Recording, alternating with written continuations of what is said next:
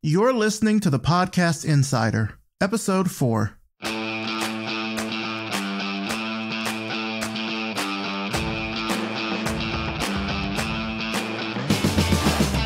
What's up, everyone? Devin here, executive producer with Devenio Podcast. Welcome to another episode of the Podcast Insider. Now, it's November, it's getting a little bit colder out, and I'm actually skipping town and heading down to Florida to go to Star Wars Land. Yes, I'm admittedly a Star Wars nerd.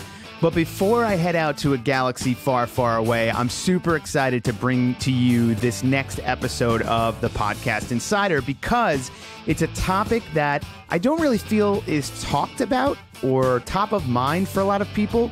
People jump into podcasting and they just let their personality shine, which is fine. That's a great way to go about things, and that's part of what makes podcasting amazing. But I really thought it would be interesting to take a closer look at what makes a really great podcast host and some of the things that you can do to become a better podcast host. Now, who better to break this down with me than Maurice Cherry, who is a creative strategist at Glitch, but he's most well known for his award-winning podcast series, the Revision Path Podcast. Now, on the podcast, he spotlights some of the best Black graphic designers, web designers, and web developers from all over the world across all different industries, and he really dives into the stories and the experiences and the creative inspirations from a lot of these people. And he's won a number of awards for his podcast, including the Stephen Heller Prize for Cultural Commentary. And he was even the first podcast ever to be featured as a permanent addition to the Smithsonian's National Museum of African American History and Culture, which is incredible. Now, Maurice has been podcasting for a really long time. He's got a ton of experience under his belt, and his story is super fascinating. So I really enjoyed hearing how he grew the Revision Path podcast and got it on the map, not only just for the design industry, but just culturally in general. Now, Maurice is going to dive into what it really takes to become a great podcast host and a great interviewer, including how to source guests for your show and vet them out, because let's be honest, not everybody is going to be a good fit for your audience and for your show. We'll talk about how to prepare for your interview and really make your guest feel comfortable while they're on the show. And we'll talk a little bit about whether or not you need a co-host. Is it really necessary to have a co-host on your show? Can you handle the load by yourself?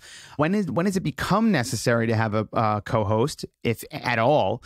So let's not waste any more time. Maurice has a lot to say about this subject, so let's dive right in.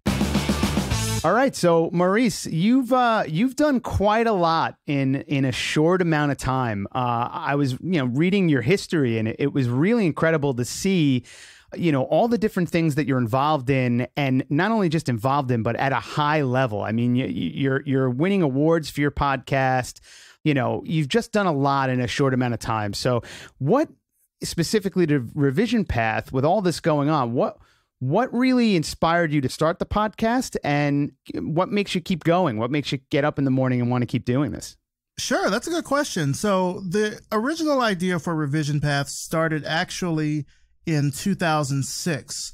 At the time, I was putting together an event that I created called the Black Weblog Awards, which was an internet event that showcased Black bloggers and podcasters and video bloggers, kind of doing their thing and basically just giving them recognition. And I had the idea to do it then because I was a working designer at the time, and I had friends of mine who were doing, really great work that just weren't getting any level of recognition. But unfortunately, I didn't have the time to really sink into developing that idea any further. I was working full time. I was in grad school full time, and I was doing the Black Weblog Award basically during my summers. So I really didn't have any free time to try to go into something else.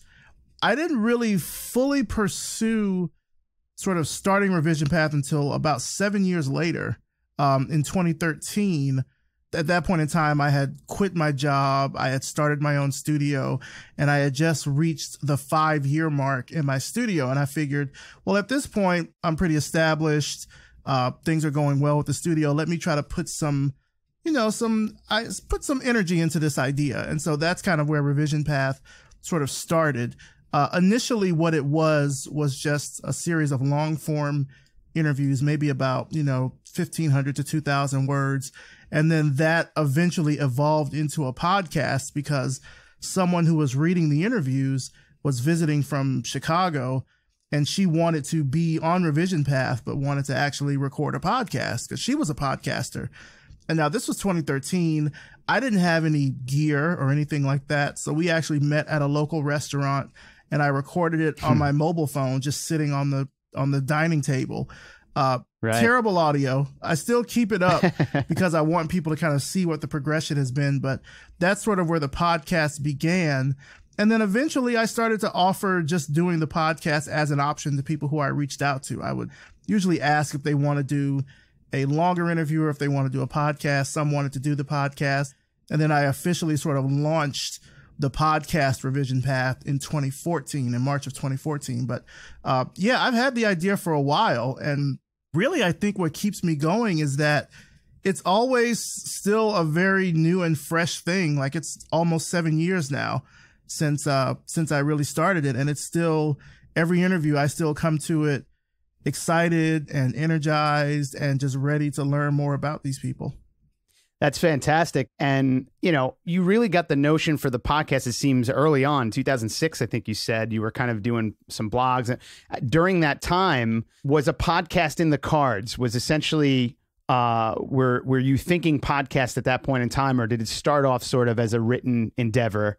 And then years down the line, 2013, I think you said, evolve into a podcast? Oh, no. In 2006, I had no idea what it was going to be. Now, I knew what podcasts were back then. Right. I actually was podcasting back then. I had my own kind of just personal podcast that I recorded with a little like $10 microphone I bought from CVS or something. Sure. I was also involved in the local podcasting community in Atlanta.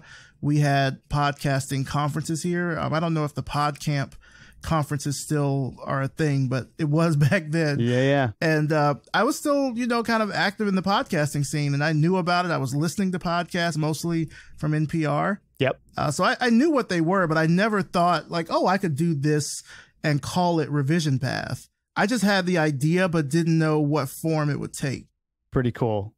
Now, and I think it's important to note here is, 2006, that was, I don't want to say the beginning of, but podcasting was not what it was today. I mean, podcasting is, especially within the last 2 years, has really exploded. But back in 2006, you said podcast to somebody, they really had no clue. So it was a really niche sort of community. And it's really cool that you've been a part of that and have grown with it, ahead of the curve. Yeah. So I am curious too, with graphic design, web design, things like that, it's a really visual format. And I just find it interesting that you gravitated towards podcasting, which obviously is an audio format. It seems like quite a challenge to translate a very visual format and talk about very visual things without some sort of example there that's tangible that people can see. So what kind of challenges have you seen doing that, and how have you attacked those challenges and overcome them? Well, I think the primary challenge is one that like all podcasts face, which is that you have to get people to listen. Regardless, I think, of the subject matter, just making sure that people are listening to the episode or listening to it all the way through is kind of just the primary challenge. The subject matter, I think, at this point in time is, I don't want to say it's irrelevant, but I think now there are podcasts for everything out there. Whatever it is that you're interested in, there is more than likely a podcast out there that will suit you. So often the content finds its audience and not the other way around. So to that end, it's not really that big of a jump for something that is primarily a visual medium. I think also just because designers are always listening to music. They always have headphones in because they don't want to be bothered. They want to be in the zone. They want to be, in that state of flow. Yep. And whether it's a podcast or, a playlist or a mixtape or what have you, audio tends to be a format that designers tend to gravitate towards. I think because we're just looking at stuff all the time and our eyes get tired. You need a break. Yeah, that's great. And people are definitely listening. I mean, you in 2015, you've won the most inspiring design podcast. 2018, you were awarded the Stephen Heller Prize for Cultural Commentary. I mean, people are definitely taking notice throughout the years, and that's obvious. I mean, you've been doing this a long time. You were even the first podcast to be added to the Smithsonian Museum of African American History and Culture. That is super cool. How does that feel? That's, it's interesting. That's something which I'm still kind of, I don't want to say grappling with, but it's something that I'm still sort of realizing the gravity of. It hasn't sunk in yet. No, it hasn't sunk in yet, because I think it came at a time where there were like a lot of things just going on at work. And so once this happened, this kind of all just got swept up in the mix. Don't get me wrong. I do realize the gravity of, being the first podcast like that. But I think because it's not something that is, say, entertainment focused or comedy or true crime or something. Right. For a lot of people, it still kind of slips under the radar. So it's not an accolade that goes to my head in any sort of way. If anything, I think what it does is it validates for me a lot of the hard work that I've put into this show to continually make it something that is new and exciting and fresh and continues to kind of break boundaries and also continues to uplift and inspire people. That's fantastic. You use it as motivation. So would you say that's the most proud moment you've had? What out of all these accolades that the show has accumulated over the years, what would you say is your most proud moment and the thing that you've done with the show that you're most proud of? It doesn't necessarily have to be an award. It could just be something that you've done on the podcast that you really are proud of. Oh, wow. I think I've had many of these moments. I probably, for me, the biggest moment was when I recorded episode 234 with Eddie Opara. Eddie Opara is someone who is well known in the design industry. He's one of the sort of few Black designers that is, I guess, at the top. When people think of top designers in the industry, he's one of the few that's in that rare air up there. And I have been trying to get him on the show for years. I mean, to the point where I don't want to say stalking, but I was surveilling people that he worked with to try to find a way to kind of work my way in and get an introduction to see if he had even heard of the show. I even had his best friend on the show and was like, yeah, can you let him know that I would really love, his best friend happens to be a designer like a great designer in his own accord. So I don't want this to seem like, like I interviewed him just as a step. Yeah. His best friend is right. His friend is episode 125. So like this is years between this happening, but, I tried a lot of ways just to make sure that I was in his orbits, and then it finally happened and we recorded the interview and it was a really great interview. We actually had to do it twice because of scheduling, but it ended up being a really great interview. And for me, that was like my white whale, so to speak. Like once I recorded that interview and it went out in the world, I was like, no one can tell me anything at this point, because to me, that was a really big achievement of the show, was to have him on. That's great. And, that comes down to just persistence and sticking with it. And that's something that can mean the difference between a successful podcast and an unsuccessful podcast. We see podcasters every day.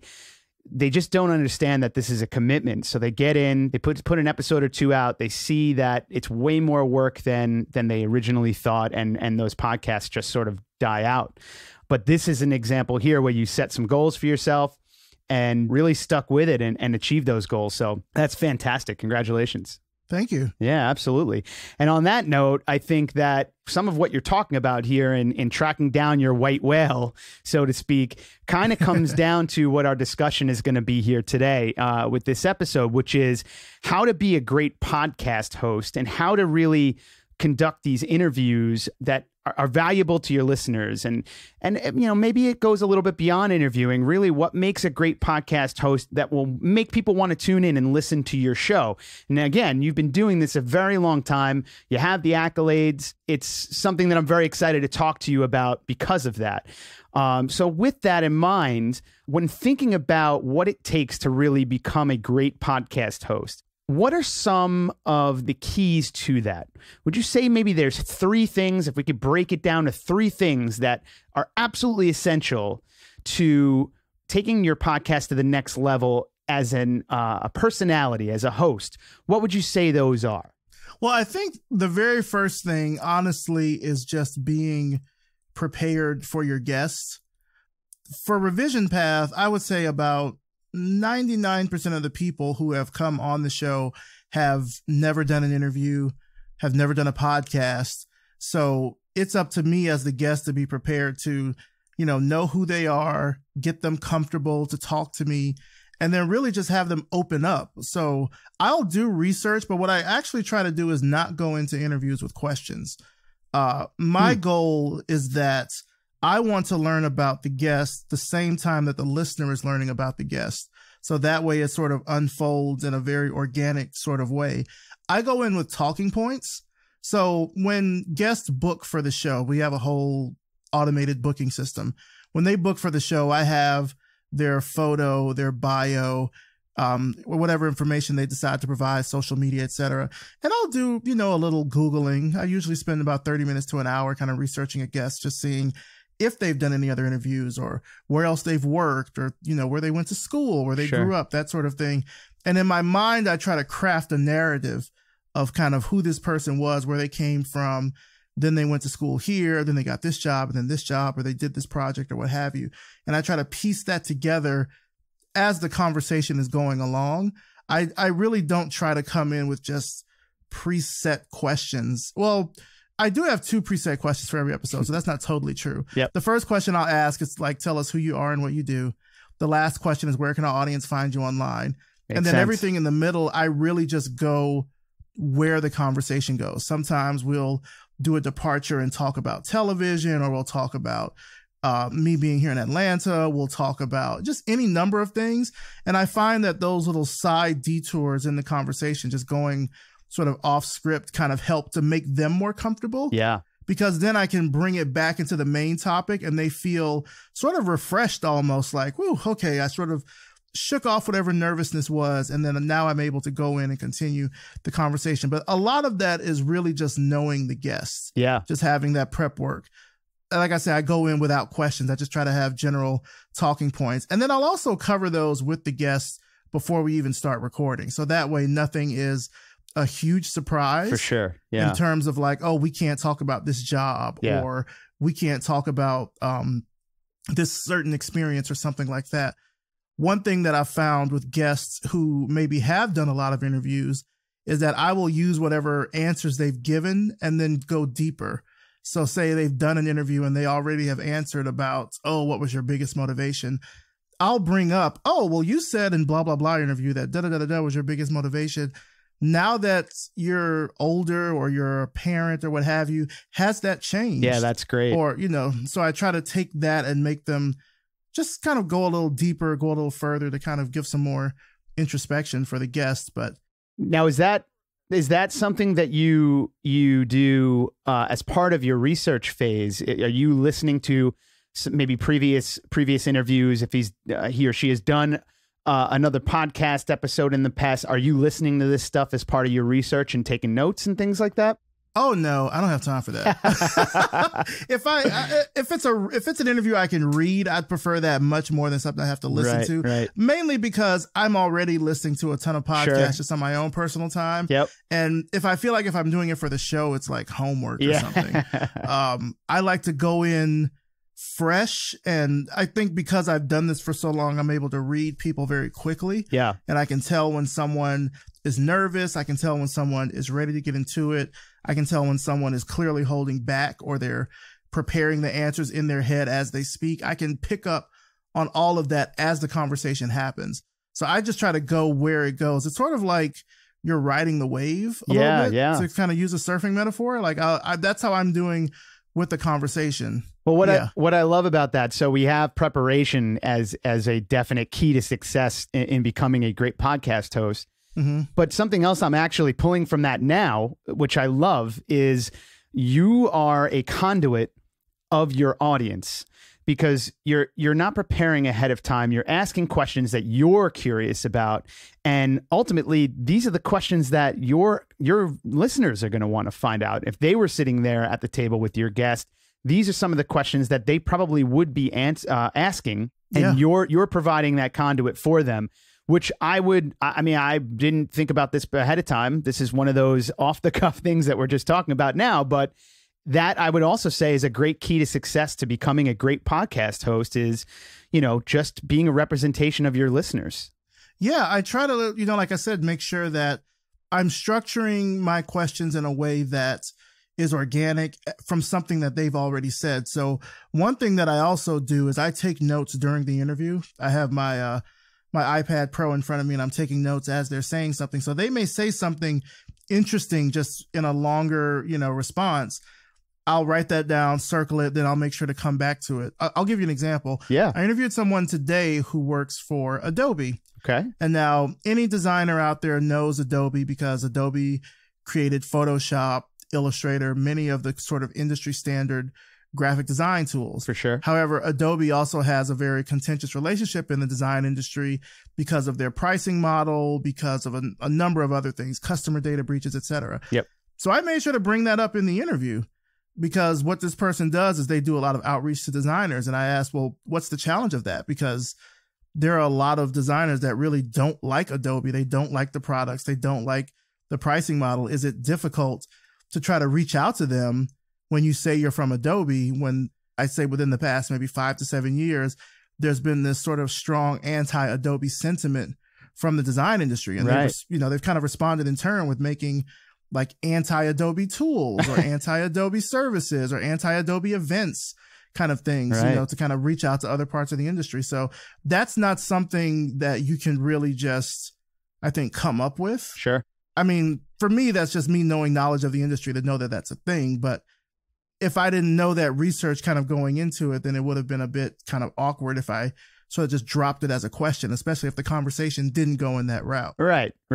And that's something that's also really interesting about podcasting in general is that kind of separates from normal media. I don't remember where I heard this from. It might have been a podcasting panel at a marketing conference I was at. But I think they were saying that what makes it really different and unique is the fact that these interviews and these conversations are taking place between peers, not a newscaster who has very little knowledge of whatever industry this podcast is focused on. Let's just say it is design. It's a designer speaking to another designer. And because of that, you already have sort of an edge. It's more of a realistic conversation. It's more conversational in general. And that's a great point too, is sort of just knowing the industry that you're focused in. Yeah, absolutely. Yeah. I'd say the second thing that I think you need to be a good host is knowing your voice. And I mean like your literal voice. Yeah. There's a lot of people I know who don't like to do podcasts because they don't like the sound of their own voice. That's often sort of a common kind of, I guess, critique that I hear from guests is like, oh, I didn't listen to the interview because I don't like how my voice sounds and all that sort of stuff. Well, and I'm going on record to say right now, I hate the sound of my own voice, but I'm still doing this thing. So, but that's a common thing. Most people I talk to do not like the sound of their voice. But I mean, I think it's something where, especially if you're a podcaster, you have to be aware of your voice because that is your instrument in order to make this actually happen. If you're not in the mic talking, then you're kind of useless. Yeah. It's not a podcast if you're not the one hosting it. And so when I say know your voice, it's not just necessarily being comfortable with the sound of it, but also knowing how to modulate your voice in order to hit certain emotional cues or peaks or ties that you want to make within the interview. So one thing that I'll tell my guests is when they're speaking, like, don't try to edit yourself, just talk. Yeah. Because we can always take stuff out. We can't put stuff back in. So talk as much as you want. We can always try to edit things for clarity. But I will often use silence as a way to tease more out of a guest. So if they give a response, I won't respond right away. I'll just let it linger for about a second or two and then come in with my question. And then how I give that question, the tone of my voice will depend on where it goes from there. If it sounds more jovial and upbeat, then maybe I'm being more comedic. But then if I sort of bring it down and make it slow, something like that. Yeah. Then it becomes more serious. There's more gravity to it. So I think knowing how to modulate your voice in order to hit those kind of cues is really important, especially because my show doesn't have any music. Like my show is not a super produced, like NPR level show that's got, you know, a music bed running underneath the conversations. It's just me and the guest. So that's for 45 minutes to an hour or more. We're just talking. So I have to make it so it feels like a conversation, and conversations between friends or between peers tend to have those kinds of modulations. And so it also, I think, puts the guest at ease because now they know, okay, this is kind of a more intimate thing. It's not just like, you know, we're not in a studio. Well, sometimes we are in a studio, but we're not in a studio sitting across from each other, you know, kind of giving an interview in that way. It's much more of like a talk between friends or a talk between peers. So knowing how your voice works, how to modulate it, I think is super important because that will help you out in advancing conversations or even shutting things down just based on how it approaches in the conversation. But it's one of those things that is it's practice makes perfect. Yeah. You can't really teach that. Comes with experience. It comes with experience. You have to know your voice. You have to know kind of what your guests are about. And I think you also have to know your audience to kind of know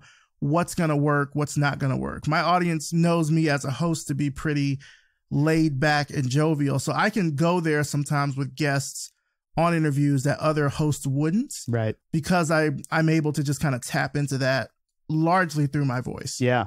The third thing I would say, so we talked about preparation, we talked about voice. Yep. I think it's also important just to make sure that, and this I think will also just depend on the structure of your show, but keep the focus on the guest and not on yourself. Yep. There are a lot of, and I'm not naming names here, but there are a lot of personality driven podcasts where it's very clear that the host wants to be the star. Yep. And the guest is just along for the ride. They're just in the passenger seat. Now, granted, my show it's an interview show. So when I'm talking with the person, I try to put the guest as the focus. Like it's not about me. I'm on every episode. So I'm sort of by default the star.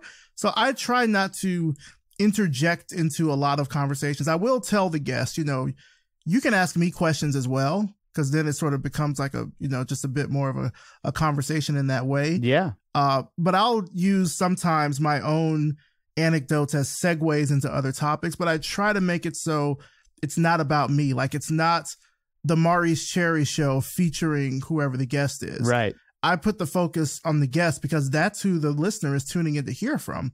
They want to hear from who I'm talking to. They don't necessarily want to hear from me. I'm just holding the microphone for the guest. And so I think that's one way to be a good host is to realize that, as you said, you're sort of that audience conduit. Yeah. So I try really not to make the show all about myself. Even in the marketing of the show, I don't make it about me. I make it about the guest. I say that Revision Path is a weekly showcase of the world's best Black graphic designers, web designers, and web developers. And then I'm like at the end, like hosted by Maurice Cherry. Like it's like, I feel like, and not to say this would happen, but it's one of those things where I've set it up where I think someone else could step in and host. Sure. And it could still be the same because the focus is not about the host. The focus is about the guest. That's a great lesson. I love that. So now we take these 3 lessons of, you know, what it really takes to become a great podcast host. Now, you know, as we're working, as people are working on these things, how are they supposed to find guests to bring on the show to feature? We're talking about featuring guests. How do you go about sort of sourcing guests? And I mean, you've been doing this a long time. This is a weekly show, week in and week out. How are you continually finding new guests for your show that you know are going to be valuable to your listeners? You know, and when I say sourcing guests, I mean also, you know, vetting them out. You don't want somebody on there that is not a good fit. So how do you go about doing that whole process? So I actually use LinkedIn a lot to find guests. People are often surprised about that, but I'm a big LinkedIn user. I've got my premium account. I use that a lot to find people. And often that's because designers will have, you know, their resume there, and then I can look through their connections, see who else they might know. I can search by company if I'm looking to interview someone from a particular company. If I'm looking to interview someone for a particular type of designer, I can search for that and find it. LinkedIn has been an indispensable resource for me to find guests. That's one way. The other way is actually from guests that have been on the show, is to just get like a warm referral. So I'll interview someone, and then at the end, after we stop recording, I'll ask them if they know anyone else who would be good. I'd love an introduction. Sometimes I get an introduction, sometimes I don't. It just depends. But in that respect, I've gotten a lot of guests just from that kind of warm referral, friend of a friend, employee, colleague, etc. Word of mouth. And then the third way, people do actually just write in, I think, because the show has been around this long. People will write in and recommend themselves.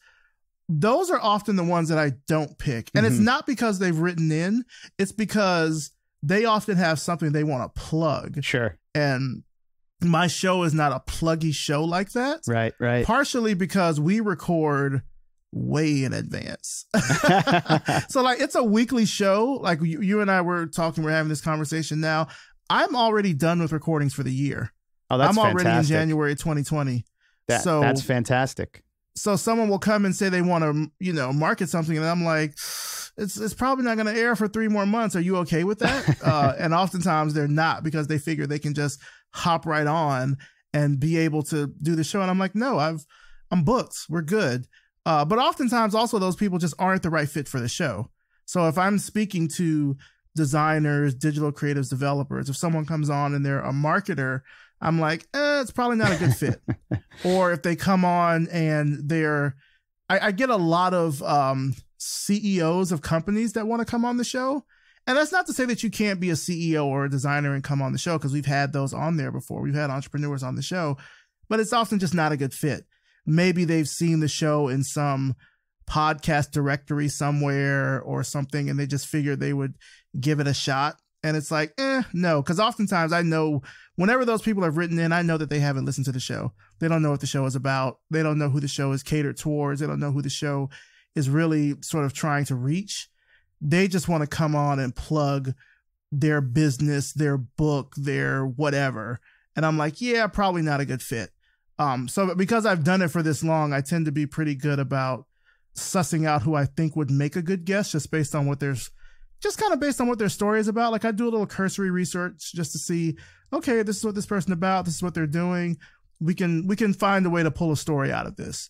So most of the time, that's how I'm finding guests, is through those 3 methods. Right now, we've got a long, not really a waiting list, but I have a list, really a database I can pull from, of about 2,000 plus names of designers from all over the world that I can go through at random. I can pick a name out. I can do a search. I can see what they're working on, and I can see if this is a good person to have on the show or not. And because I'm doing it so far in advance, that also means that I can make sure that I have my own sort of personal diversity that I weave into this. So I'm always making sure that I try to get gender parity as close to 50-50 as possible. Yep. If I feel like I'm interviewing too many dudes, I'll just interview women for a few months. Like, I'll try to see how I can even it out. Yep. I try to make sure that geographically it's pretty diverse. I mean, we do talk to people in the US, but we've talked to people throughout the Caribbean, throughout Europe, throughout Africa, in Asia, in Australia. I try to vary based on just their career level. I try to vary based on age. I try to vary based on a number of different things. And so if I'm doing it far enough in advance, I can hit those certain, just not to say that I have these written down in stone. Yeah. But it's more something that I'm doing to make sure that I'm keeping it, like I say, keeping it lively, keeping it fresh, and also making sure in some cases to sort of tie it into current events. So I'll give you an example. In 2016, this is right before Trump was elected. We had interviews that were sort of leading up to that we had already done. And then I recorded this interview with this young lady named Maya Gold. Well, she was Maya Patterson at the time. And we just sort of tossed it in as a bonus episode because we spoke, I think, 2 or 3 days after the election. And so just emotions were running high, and It was a good interview, and I didn't want to sit on it for a month. I was like, we'll just put it out as a bonus. And then later on that year, I actually did a 2-part episode with a designer in Amsterdam. And the first interview was about, okay, he's from the States and he immigrated to Amsterdam and he's there with his family. But then the second interview was, and we saved that one for the end of the year just because of sort of the gravity of how the show ended up being. And it was more about, do you feel like America's a country that you can come back home to now? And so we spoke about that from like a job level, from a personal level, from a safety level. And it ended up being one of our most popular episodes. Yeah, that's great. Being able to have that kind of preparation and distance for guests has really helped out for me to carve out themes and for me to carve out, diversity within the show. If anyone listens to Revision Path for any length of time, they can definitely say that it is not the same thing. I try to get a different perspective, a different vibe, a different type of designer in every single episode. I try to make sure that it's as varied as I can. Now, how long did it take you to get to the point where you had this backlog of interviews, that you have this now freedom to kind of come up with your own schedule and play around with your own schedule and, release the episodes in sort of any manner that you want? How long did that take you? Oh, wow. That's a good question. So when we officially launched in March of 2014, we had 15 episodes on backlog. And we just released those all at once. I was just like, here's Revision Path. Boom, 15 episodes. Go binge listen to it. Yeah. Yeah. And I think we finally got around to the point where we had enough time to sort of have that buffer, probably after the first or second year of doing it. Because what I'll tell the guests before we record is when it's going to air. And so I'll make sure that as we're talking or whatever, that they're sort of talking in like this sort of ersatz future tense, because by the time the episode comes out, then whatever the thing they're talking about is what it will relate to. But I think it took us about a year to get there. And honestly, that also came with just building our booking system and getting that underway, because I think, as anyone knows, when it comes to booking guests, like, it can be a lot of back and forth with emails and this and that. And that can make it a lot harder just to make sure you're getting your show out on a regular cadence. Once we had a really good automated system in play, that made it a lot easier, because then we could just send out a link. Yeah. And then people could fill out everything in that link. And then we get everything that we need to go ahead and get started with the interview. We've got them booked. We've got their photo. We've got their bio. We've got their Skype name. We've got their social media accounts. We're ready to go. And I try to make it so now, and I think it's been this way for a long time, but I make it now so when I talk to the guest, that's the last step in the process. Yeah. Like, I'll send the audio off to my editor and we're good to go until the week that the episode comes out. Then I'll write the show notes and the editor will produce the episode. But we try not to ask for anything else from the guests after we've talked to them. Like, I want that to be the final step, because it's already going to be a challenge to get in touch with them to make sure that they agree to come on the show. I don't want to have to follow up later for things that I might need. I want to make sure that's the last step for them. Yeah, that's great. And it seems that, when you guys started, you said you started with 15 episodes on backlog. You released them all at once. So you tacked this from a very strategic and intelligent way. How did you figure that out? Did you do reading? Did you have some sort of podcasting mentor that helped you and gave you some advice on that? It just seems like that was a very wise decision that I don't actually see often. So that's great. How did that come about?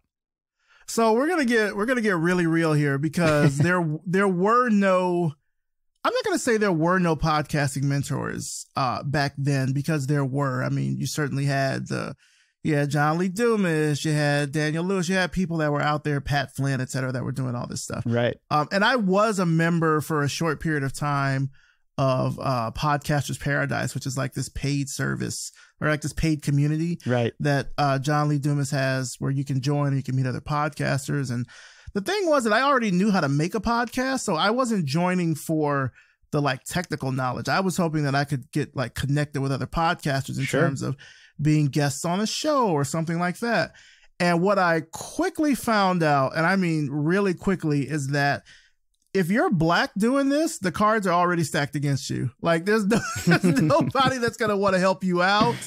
And I think also the genre that my show was in was not something that a lot of people were really interested in. Right. Like, when I was in the Podcasters Paradise thing, there were like parenting shows, and there were so many business and entrepreneurship and marketing shows, like, so many of those kind of shows, and sports, and just things that had nothing to do with art and design. Like, there were hundreds of members in Podcasters Paradise. I was the only one that was doing art and design.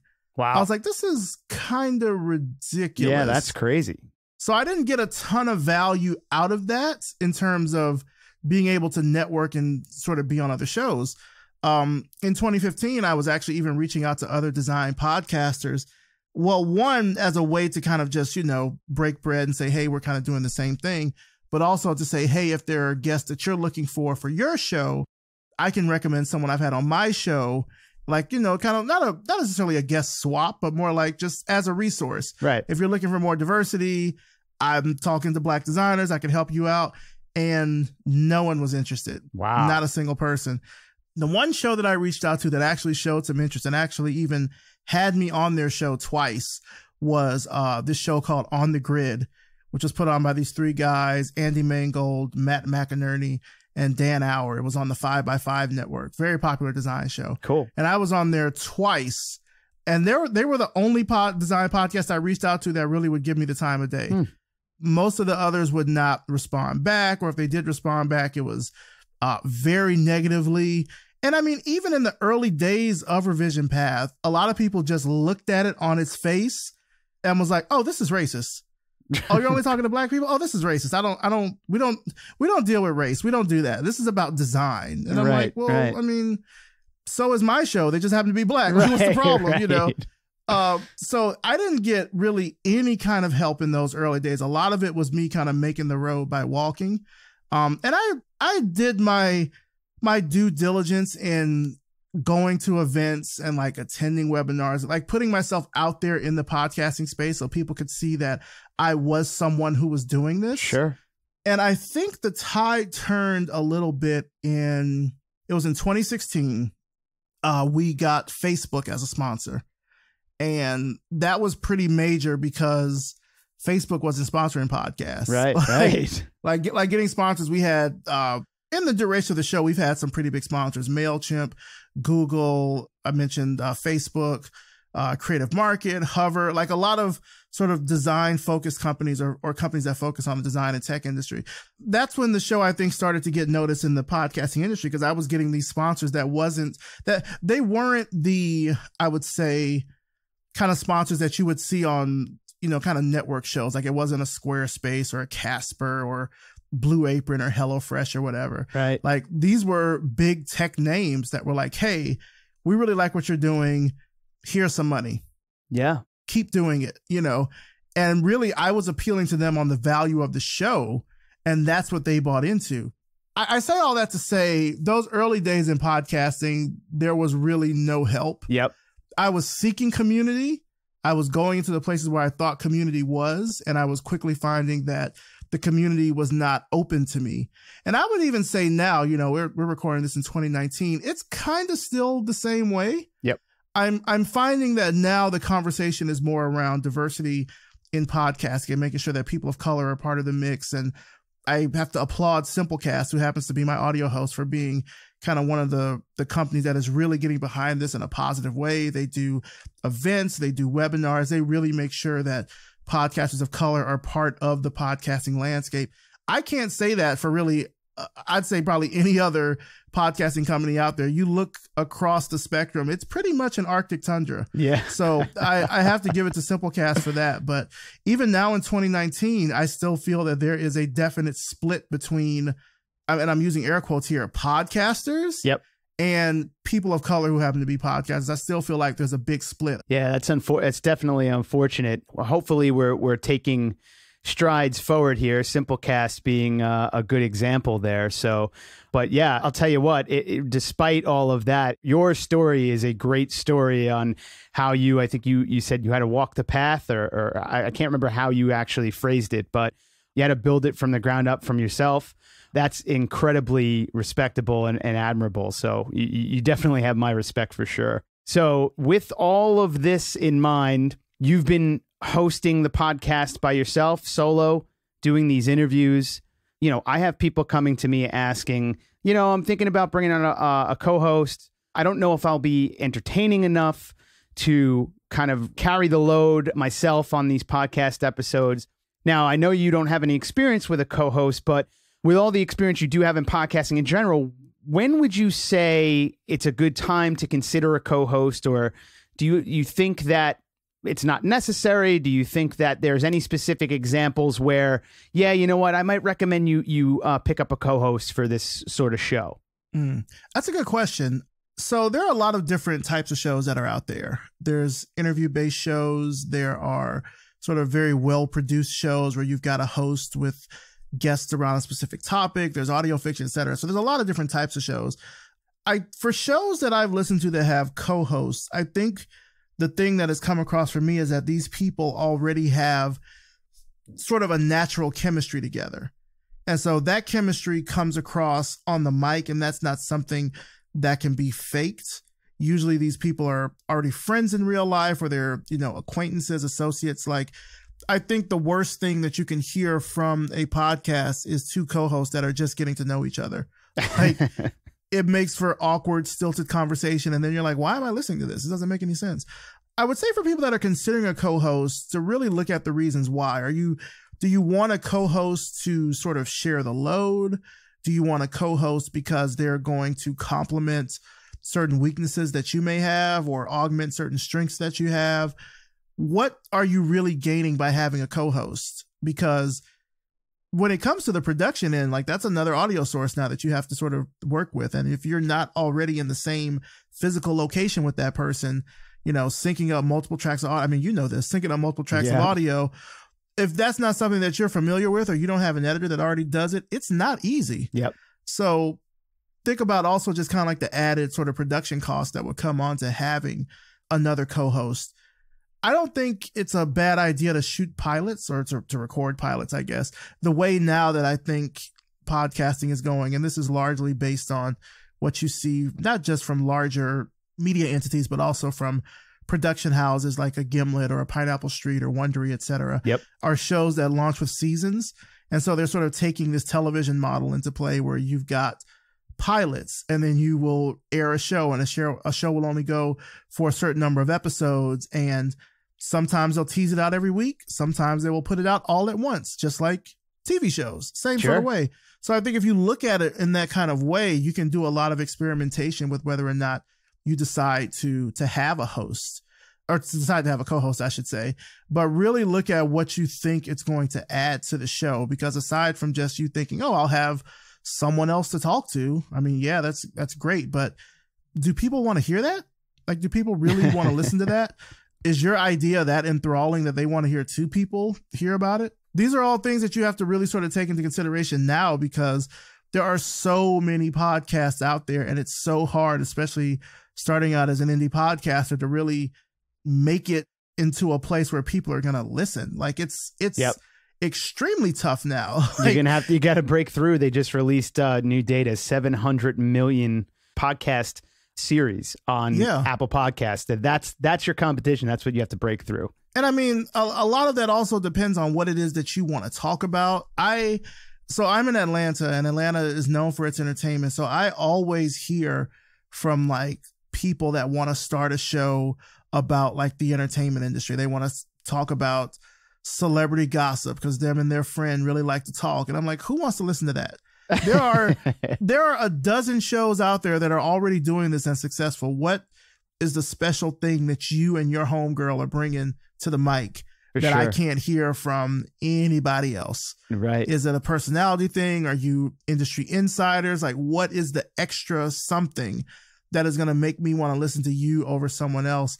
One podcast that I did, and this is something that I don't know if you caught this in your research, but in 2015, I did a daily podcast called The Year of Tea. So I really like tea, like the tea that you drink. And at the time, I had a really large collection, like way too large for the cabinet that I had it in.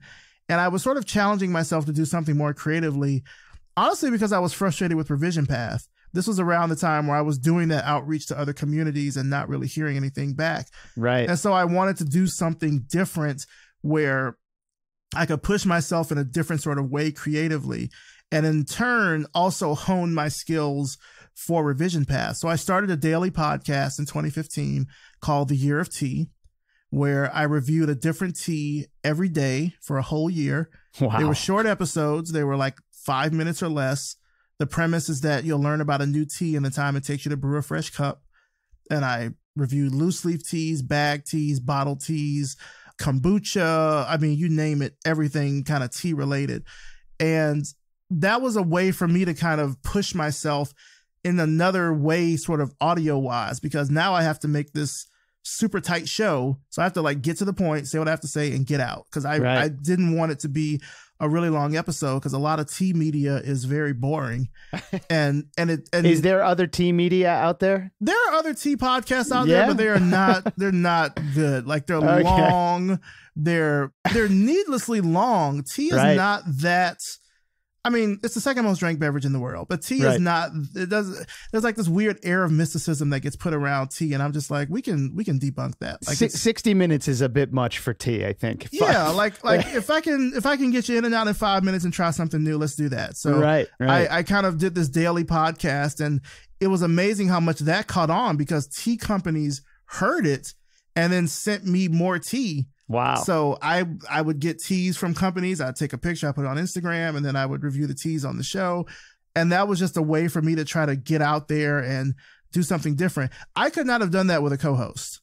Right. I couldn't have done that with a co-host. Like, I had to do that kind of myself to kind of really get more comfortable with my voice on the mic, one. And I think two, to also just sort of build that muscle for doing this on a regular basis. You know, we finished the show at the end of 2015.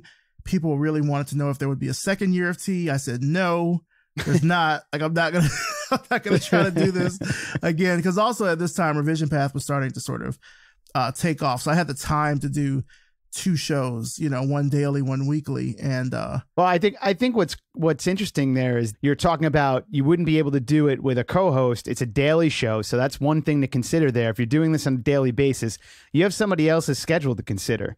So are they going to be available on a daily basis to record? So if there are other podcasters out there that are doing a weekly show, which is the typical, I would say, most common scheduling of podcast shows, if you're doing a weekly show and you want to bring on a co-host, that's something to consider. Are they going to be around every week to record? They need to be committed just as much as you are. And what I think you've been alluding to is this cost benefit factor. So is the co-host going to bring enough value to the show, to your listeners, that will offset the cost associated with it, whether it's, you know, scheduling headaches and making sure that they're around to record, the extra audio and syncing the audio up correctly, and more editing time and things like that. So that's all great insights there for people that are considering a co-host. Now, regardless of the co-host, do you feel, again, in your experience, do you feel that anybody can be a podcast host? And not just a podcast host, let's say an engaging podcast host, a great podcast host. Is that something that anybody can work on and become with experience and over time? Or is it something that, you know, you just got it and you're meant to do this and you know, that's it? I think anyone can, because it's a combination of things that a host brings to the mic. You know, they're not just bringing their actual voice to the mic. They're bringing their experience. They're bringing their enthusiasm. They're bringing a lot of other things to the mic than just, you know, being able to sit down and talk. So I think depending on the subject matter really of the show and the type of show that it is, I do think anyone can be a host, because there's something that we're all very passionate about that we can talk about at length. And that's pretty much what podcasts are, sort of. So I do think anyone can be a great podcast host if they are attuned to the right material that is for them. For sure. Yeah. Would you say that, you know, jumping in and just doing it and the experience that you get will foster a better podcast host, essentially?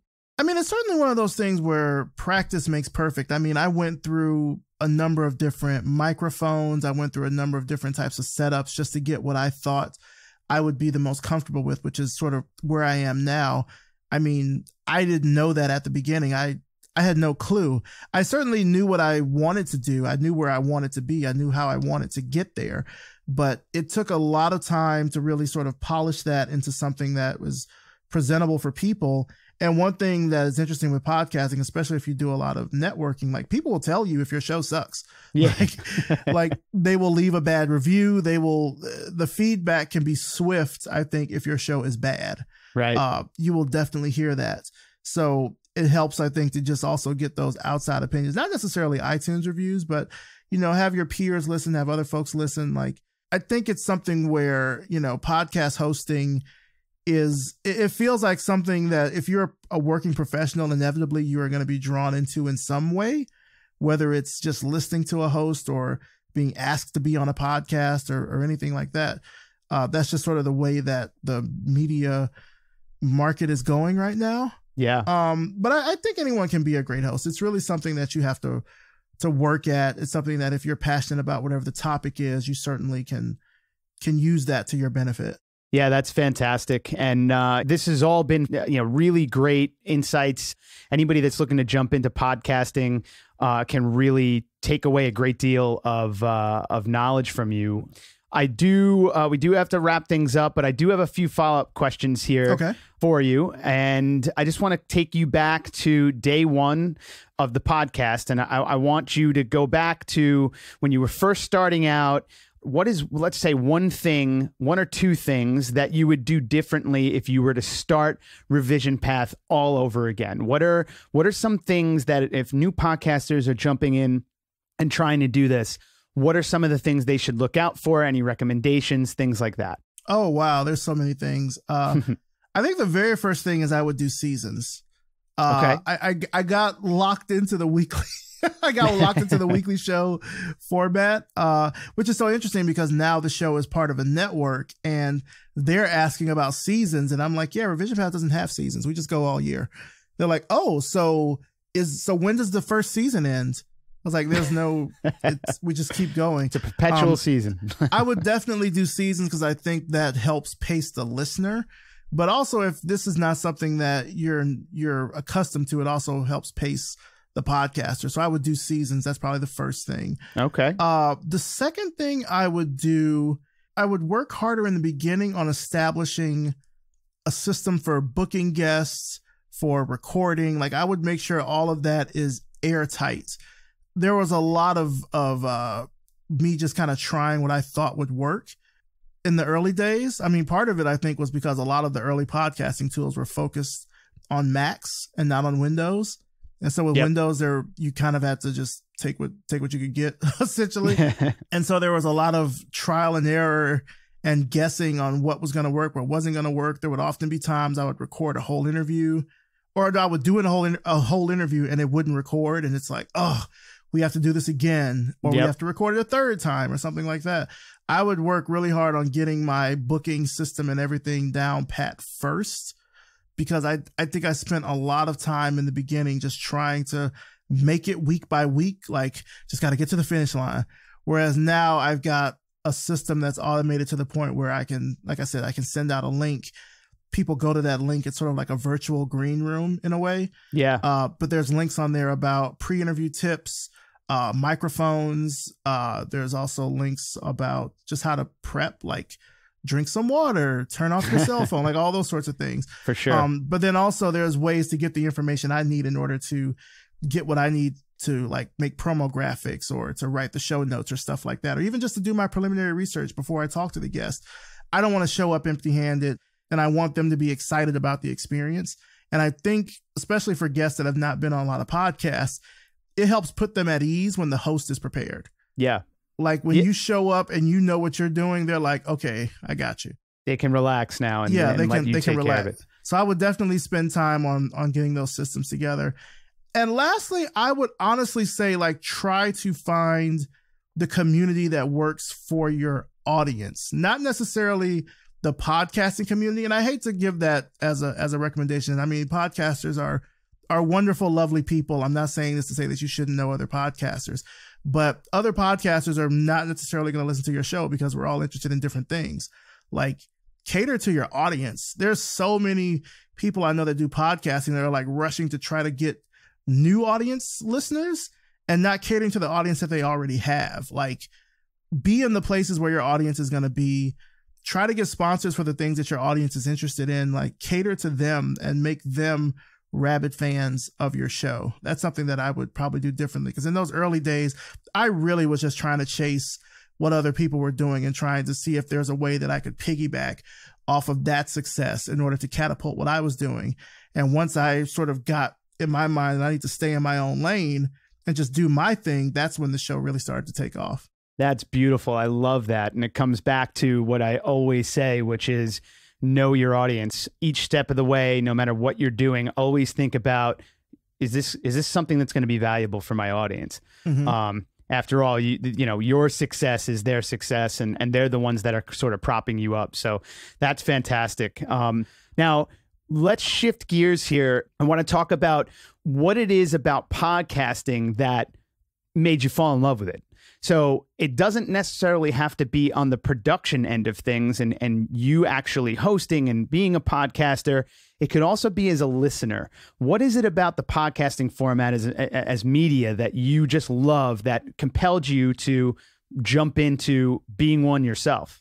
I mean, podcasting is a very just intimate medium in and of itself. It's you and a microphone. You're often in a room that's padded. Like it can be a very solitary sort of thing. So I like that aspect of it, in that it makes sure that you're focusing on yourself. As a listener, I just like that it's intimate because you get to hear all of these different stories, and they are unfiltered. They're from all kinds of different perspectives. I mean, just today I was going through my podcatcher and I was adding new shows because I'll trade shows out here and there just to see kind of what's out there and stuff. Sure. And I'm adding new shows because I want to hear from certain communities. I want to hear certain perspectives on things, or like I might be interested in cooking, for example. Yeah. And like, I like to watch America's Test Kitchen. America's Test Kitchen has a podcast. Didn't know that. Now they have a podcast, and now I'm listening to it.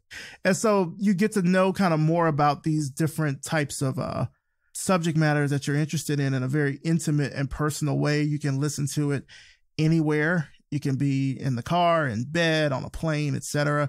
I really like that kind of intimate one-on-oneness that podcasts can really bring you. That's what I really like about it. And I would say out of, the other media forms that are out there, it's probably the least regulated, I would say. Yeah, that's fair. I mean, YouTubers are getting demonetized.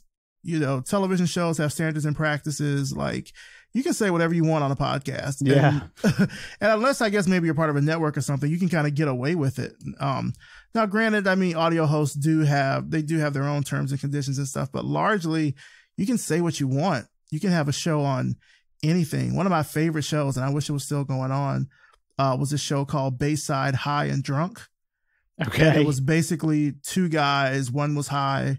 One would be high, one would be drunk, and they would review old episodes of Saved by the Bell, and it was hilarious because Saved by the Bell is kind of a trash show. I mean, I look back on it in retrospect, like, Zach Morris was a creep. Like, it was kind of a trash show. And it, like, to view it back through that lens of nostalgia, but also intoxication, is like hilarious. Like, what channel am I going to watch that on? Maybe Vice? Maybe? Yeah. You have to run that by a studio exec, and they have to think if that's a good idea. Whereas with a podcast, you and your friend can sit down, record it, and put it out there in the world with no gatekeepers. Right. And so that's still, I think, a very exciting thing for a lot of podcasts, is that they're able to do this and no one can tell them no. They can just say what they want and put it out there, and it's out there. And anyone can listen to it or not listen to it. But the fact is that no one is stopping you from saying it and distributing it. So what is coming up next for you? You got Revision Path Podcast. Is there anything cool on the horizon that you're super excited about that you just can't keep in, and you gotta let it off the chest now? Oh, wow. Exclusive on the Podcast Insider. So the week that we're recording this, I'll be giving my last talk of the year. I'll be in Bowling Green, Ohio, giving an artist talk at Bowling Green State University. So that should be pretty cool. I'm giving very cool a presentation that's I've never given before. I've given like versions of this presentation before, but this one is going to be more probably personal and intimate than any other talk that I've done. I generally tend not to do conference talks, but that's a whole other podcast. Okay. So it'll be really interesting to see how the crowd there sort of takes it. I just published a literary anthology called Recognize. I did that in conjunction with Envision, which is a design company. Yep. And that's something where we were showcasing design commentary from designers of color, indigenous designers, etc.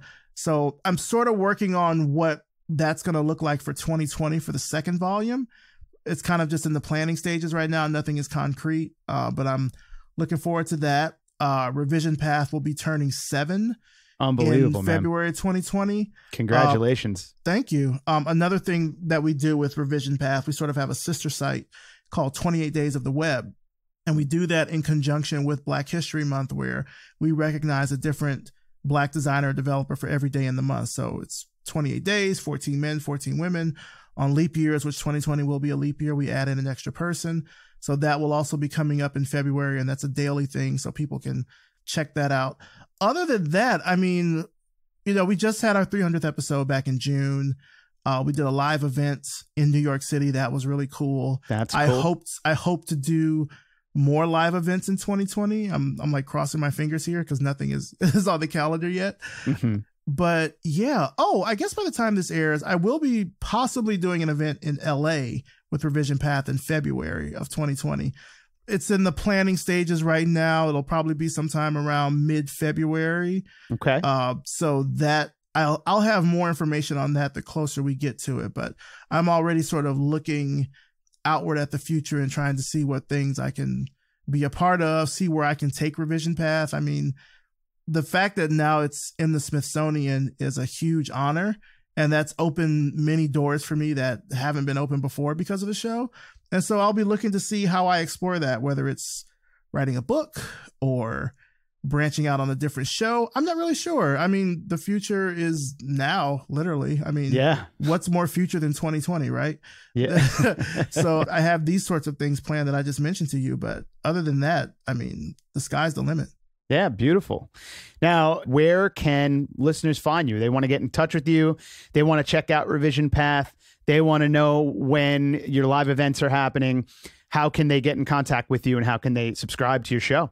The best way to do that is actually through Twitter. They can go to twitter.com/Revision Path. That's where they'll find the latest episodes. We're on the Glitch Media Network, so you can find us at glitch.com/Revision Path. You can also find us at just revisionpath.com, but it's a bit of a split between episodes. It's a long story, but we're on Twitter. We're on Facebook as Revision Path. We're on Instagram as well. Those are probably the best ways to get in touch with the show. And then 28 Days of the Web is literally 28daysoftheweb.com. It's also 28 Days of the Web on Twitter as well. So you can find it there. And then for me personally, I'm at mauricecherry.com. I'm on Twitter as @MauriceCherry, and you can reach out to me there as well. Awesome. Maurice, this has been fantastic. Thanks so much for joining us today. Oh, thank you so much for having me. This was a real treat. Thank you. You got it, man. And there you have it, Maurice Cherry. Really great interview. Very good guest on the topic of great guests. He was a really good guest, and he brought a ton of value, I thought. So I hope you guys are able to walk away from this episode with a couple of key things to think about on your next podcast recording. Some things to keep top of mind while you're recording or interviewing your next guest.